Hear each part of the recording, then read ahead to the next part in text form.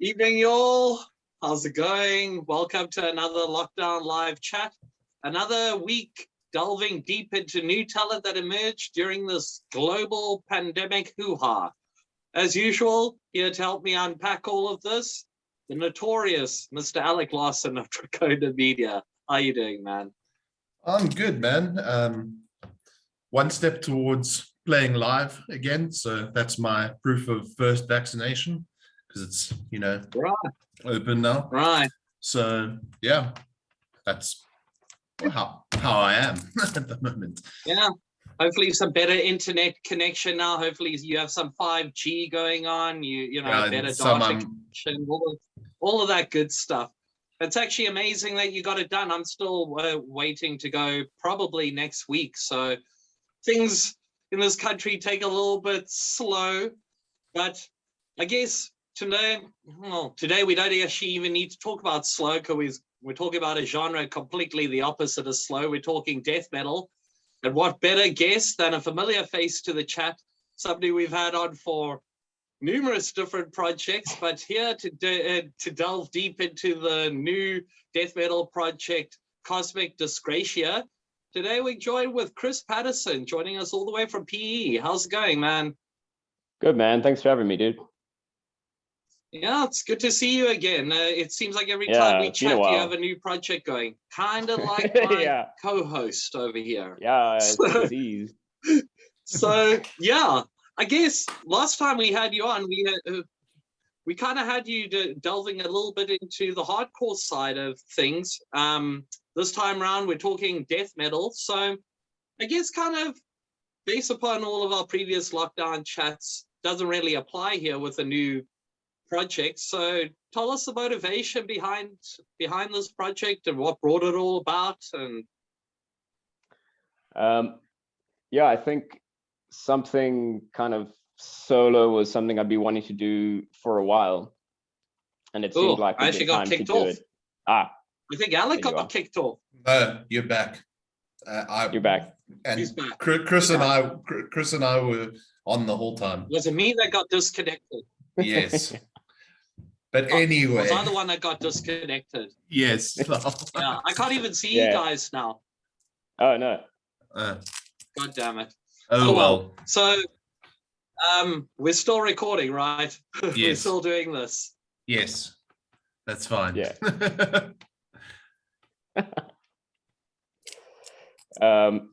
Yeah, okay. Right. So right, there we go. All connected doing this live thing. So yeah, I don't know how far we got cut off before, well, how far I got cut off, but yeah, Chris, why don't you unpack the whole logic behind starting up this project during a pandemic?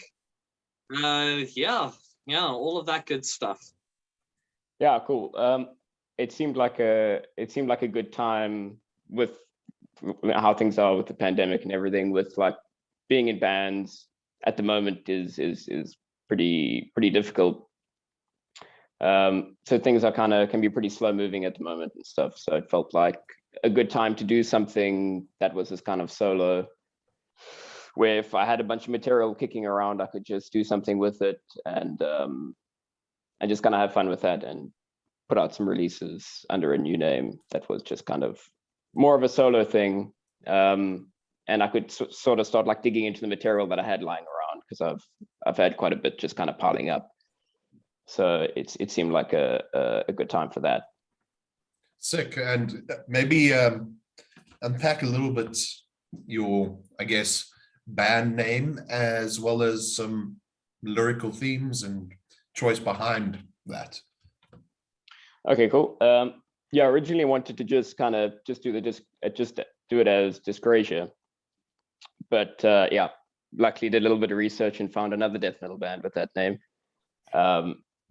So then I thought I'd just think a little more into what I would be doing theme wise and lyric wise, and kind of find a name that described the music a little better. So just added that kind of cosmic thing to it, just for the context of the lyrics and stuff, kind of going with kind of spacey things and kind of conspiracy stuff and all that goodness. So that's kind of where the name comes from, and the word Dyscrasia kind of meaning like an imbalance.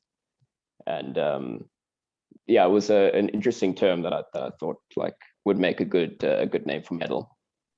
Yeah, it's cool. And yeah, and then lyric wise with this stuff, it was more kind of yeah, I was kind of fiddling with like conspiracy stuff, which is something I'd wanted to do for a long time, but never quite had the right set of music for it, or had something else I wanted to write about at the time. So yeah, I kind of fiddled with this kind of like 𝗖𝗢𝗦𝗦𝗫𝗫 thing, which is a pretty wild story, but it's good source material for metal lyrics. So yeah. Awesome. Epic. And actually, yeah, it creates a bit of an interesting juxtaposition with the two names when you actually put them together in that sense. So yeah, definitely adds a lot more to the mind, thinking what is this all about. But I mean, I guess let's actually pull this back a little bit. Something we saw a couple of months ago with your other project, Boiling Point, was a little bit of an embellishment from all of the band members on who your influences were. They kind of inspired you regarding the band.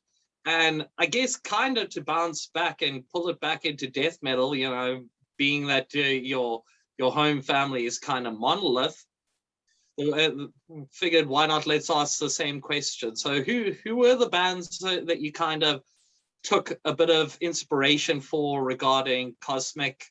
And yeah, the general death metal bands that kind of inspired you to do this type of almost lo-fi, gritty death metal sound. Yeah, cool.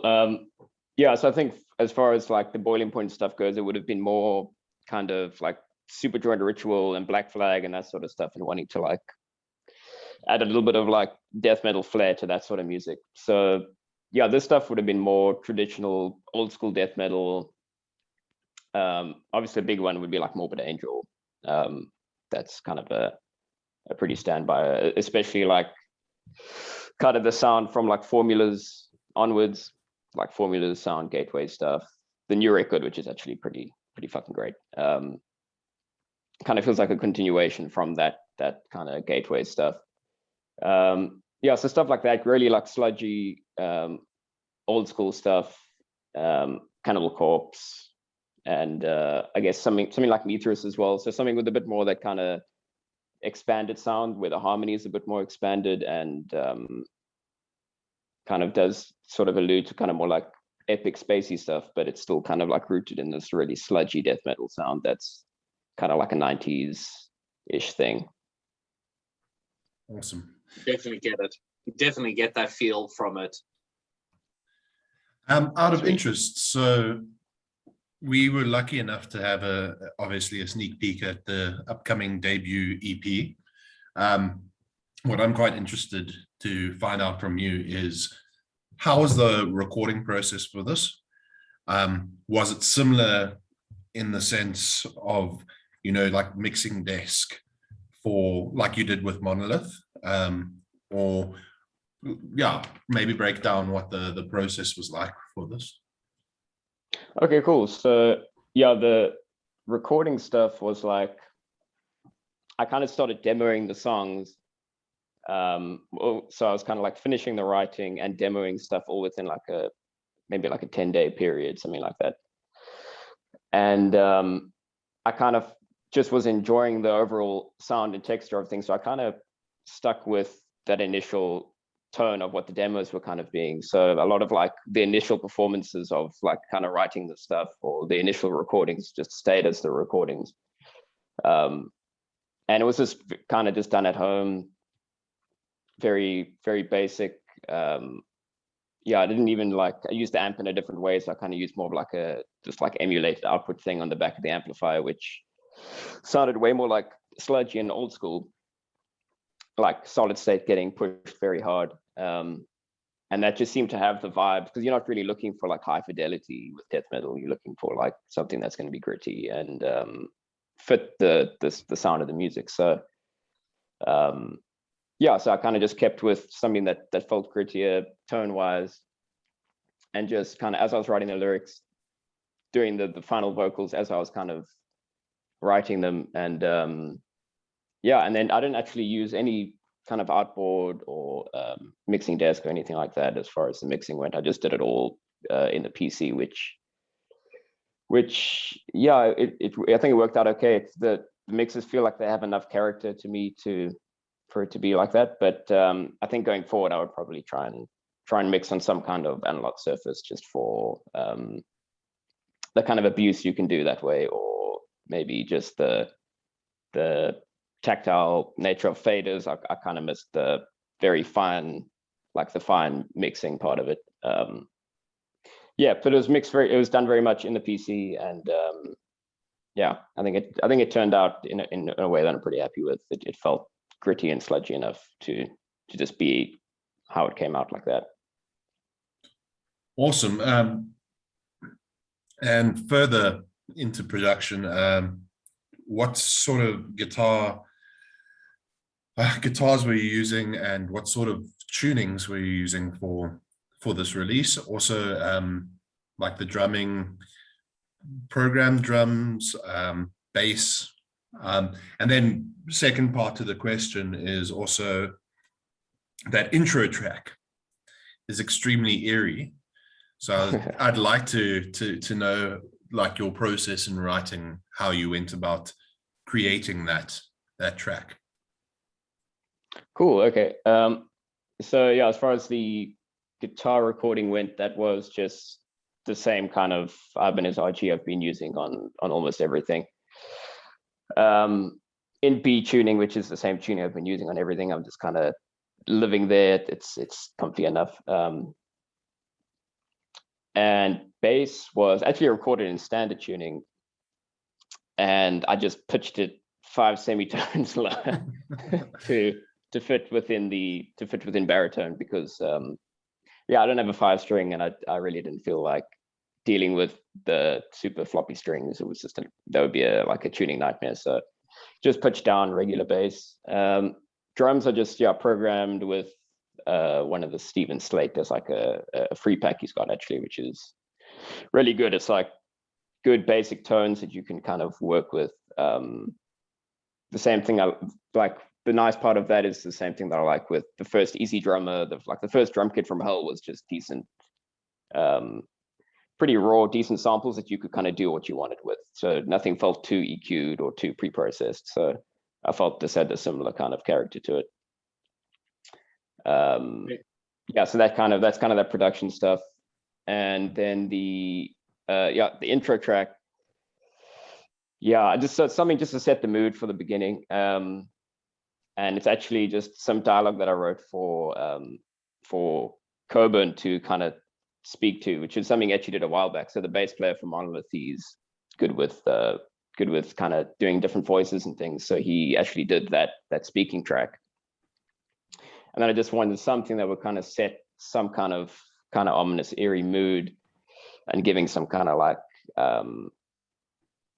some kind of insight into what the lyrics might be dealing with, and that sort of stuff. So yeah, it's very simple. There's like maybe 3 or 4 actual tracks of audio in that first intro thing, but yeah, it seemed to be enough to get the point across. Awesome. Yeah, it's definitely mirrored by awesome, almost interlude type track that you have on the EP as well. But they're kind of off the cuff question, because one of my favorite tracks from the EP is Human Drug Dust. That hook in it mixed with that low guttural stretch in the beginning. It's got so much groove, and it's something that I feel like it kind of sets this project apart from even Monolith a lot more, is that like, even though Monolith has a bit of an old school traditional death metal feel, this Cosmic project kind of has a lot more of a, almost like the groove laden parts of death metal. It's a lot about the hooks and a lot about the space in between the riffs, as opposed to Monolith, which is a very technical story usually in each track. So do you think this is going to kind of be like an out from the project, like in terms of Monolith, like, or is this the sounds and the energy that you kind of brought into this is something you'd like to translate possibly into into Monolith or even into Boiling Point and some of the gritty parts. Who knows?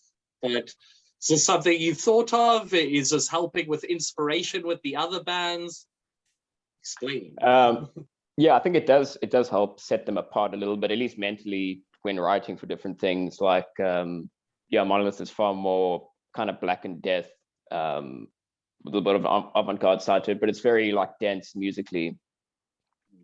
And Andy and I really, we unlike as far as the guitars go, we hardly ever play the same thing. So it's the harmonies are very stretched out, and so yeah, I wanted to kind of fiddle with that, of like how that sets that apart. I've kind of wanted the really old school groove side to kind of set the Dyscrasia stuff apart. So that's really what I go in like with like a mental game plan each time, is to something that's really rhythmically hooky, and something that like Cannibal Corpse, Tomb of the Mutilated, or some of that sort of stuff that's like really just like a freight train kind of thing, where the rhythms are just nonstop. So mentally, I think that's helps like put that in its own box, where it's really about like heavy rhythm in a death metal context, whereas Boiling Point, I guess, would be, there's a lot of heavy rhythm in there too, but it's got a little more of like a hardcore thing going on, where it's a different kind of rhythm. But yeah, I think that's a fair point. That I think that is what kind of changes them, and that song is actually the oldest of the bunch that I wrote for that stuff. So it was definitely kind of the blueprint, I think. That one and Subterranean Terror really grabbed me by the gonads, I won't lie. They powerful tracks, and both very different audibly. Subterranean Terror offers that way more spacious mid-verse chorus. It's like way more expansive, a lot more high and dissonant feel. It's really good stuff. But yeah, enough talking about the EP. I'm sure we're going to hear more about that in a bit, but let's delve back a little bit into another fascinating side of it, and that was the artwork. Very interesting type of conceptual like artwork around the EP. All of the singles have kind of teased the artwork. So tell us about the design, and yeah, who you got up with the idea, and how they translated this into the portrait that it is. Cool. So that was done by Stuart Leicester. It's the same guy who'd done he's done everything for Monolith so far, and it was something that I'd kind of commissioned quite a long time ago, and that he finished quite a while ago. And I kind of had it just sitting on my wall, staring at me all the time. So I was like, I really want to use this for something. So yeah, so luckily it made enough conceptual sense so I kind of would write the album to kind of fit with that artwork. So the artwork was first, and then the music came afterwards. And he actually had a big role in like the other concept behind that artwork. I gave him some ideas about like I wanted the character with the kind of flamethrower thing, and he was in distress kind of vibe, and there's something off that he can't see that's gonna kind of like, that's probably gonna kill him or something. But yeah, I mean, it's like meant to be some kind of like subterranean clear out, where it's like a shutdown, and they need to contain some kind of outbreak or contamination, or something's gone wrong, but kind of into the kind of like government conspiracy vibe of Black Project or something like that. So yeah, I think he did an awesome job with it, and it definitely gets the point across, and it's pretty vibrant and vivid while still being very dark. Definitely. I have to ask this because it's usually a formality and we're kind of expecting what the answer is, but in terms of the project, is there any possibility or any ideas on possibly transforming this into an actual live performance in the future? It would be cool. It would be fun. I think it would be fun music for a live show. I think a crowd might enjoy that kind of death metal live. I think would do pretty well, especially with the SA crowd. But at the moment, I'm speaking to nobody, so haven't even started trying to piece that together. It's already difficult enough with the other two bands trying to do rehearsals and think about live shows and stuff. So it's something that would be very cool, but there's no, right now it's just kind of like a studio thing, but maybe down the line that would be super fun. Awesome. So yeah, obviously with this month we've been talking to like new projects or newish projects that arised out of lockdown, and we might get the Ghast guys in trouble, but they mentioned a possible EP split with Boiling Point. Maybe do you want to elaborate on how that came about? Yeah, that's quite a funny one, because we both popped up in PE without knowing the other one was going to pop up, and there was no conversations, and we kind of had a very similar genre. Obviously theirs is a bit more like new school, and it's pretty fucking heavy, whereas we're kind of a bit more like just groove hardcore stuff. But yeah, that idea of two kind of like pretty similar style hardcore bands and people that kind of know each other cropping up around the same time was pretty hilarious. So I think it was their idea to do something that was kind of showcasing some of the stuff that was going on in the local scene, and kind of put these two bands together and put some music together and really try and make something special. So that's kind of the idea, is to kind of contribute some tracks each, and also kind of maybe write some stuff together and do something that's pretty unique to hear. And the guys that are busy doing stuff at the moment. So that's probably all I can say about that. But Awesome. I think it's gonna be cool. Well, it definitely will be interesting. Again, there's such a interesting dichotomy between both of the projects. Like you say, both have a lot of groove and a lot of hardcore elements. Just one's a little bit more brutal than the other. But either way, it should be quite interesting. Well, yeah. Enough of that for now. But yeah, let's go on something a little bit more broad and expansive as we kind of wrap up this chat for the night. Obviously, this month we've been covering a lot of new talent, yourself included with Cosmic. And I guess kind of a question I have to ask for you, and I guess it bounces back with the idea of doing split EPs and trying to expand the music scene here in SA. But what do you see the post-pandemic offering the SA music scene? We've seen a lot of releases, but we've seen a lot of clubs closing. What do you think is going to rise from these ashes of this pandemic after this? Yeah, it's a tough one, because a lot of very cool venues closed. I know Mercury was one of the big spots in Cape Town that closed very soon after the pandemic, and I'm sure there's been many, many more since then. One of the biggest spots in PE where most of the gigs were happening kind of closed and moved, and from what I can tell, isn't really going to be doing bands again. They're not going to be doing much smaller kind of musical acts. But I think there's been so much creativity during this period that venues, there'll be other places to play always, so I think there's going to be a lot of very good, very intense shows when they do come back, and I think there's going to be kind of a new energy of crowd support, and I think everyone will get kind of a second wind going into this next kind of period of whenever live shows open up properly. I know they're doing them overseas, but they're pretty hot and cold. People are pretty nervous about stuff there still. So it'll probably be a slow opening, but I think it'll be good for us, because so much has happened in this period music wise. So I think it'll be like kind of an explosion. So much new talent. It's actually been crazy. Even between both of you guys, there's been like 3 or 4 bands that have emerged. So it's pretty. Yeah, I think you actually hit the nail on the head. I mean,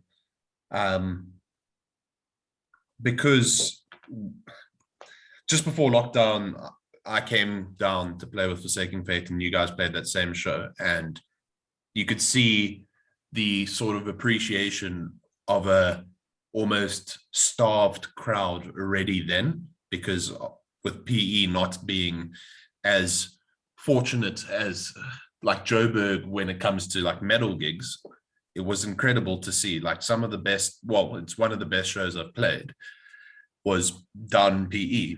And I think it's going to be, if and when gigs start again, I think the fans will probably appreciate it more. Hopefully Yeah. frothing. Hopefully frothing. Frothing, yeah. Anyway, 100%. we've sort of come to the end of the chat. Is there anything you want to plug? Obviously, the EP is coming out. Do you have a sort of release date in mind for that? Yeah, I guess the cool thing with it being the first one is it's kind of, you just want to kind of get it out and start pushing that as kind of like the base point for what you're going to be doing next. So I don't have to kind of have a super long drawn out release for it. So I was thinking the 27th of this month, just putting out all the songs, at least on Bandcamp at first, just to kind of see what the reception will be like and that sort of thing. And yeah, I hope people dig it and kind of get into it, and the vibe that's trying to give across, I hope that you know comes across to people. And then yeah, I'm busy kind of working on a full length that's musically almost written, as far as just the music side of it. And then yeah, lyric wise, that has not started yet, but yeah, so I want to try and follow up with a full length before the end of the year as well, which will be pretty cool. It's awesome, dude. You're a demon, Chris. I don't know how you have it in you, man. Like, you spread yourself so damn thin across all these projects, but yeah, man. Yeah, It's nuts. punishment. But yeah, man, I guess, yeah, I guess it's not much really else to say except for like keep on rocking. Can't wait to have people hear this, check the response.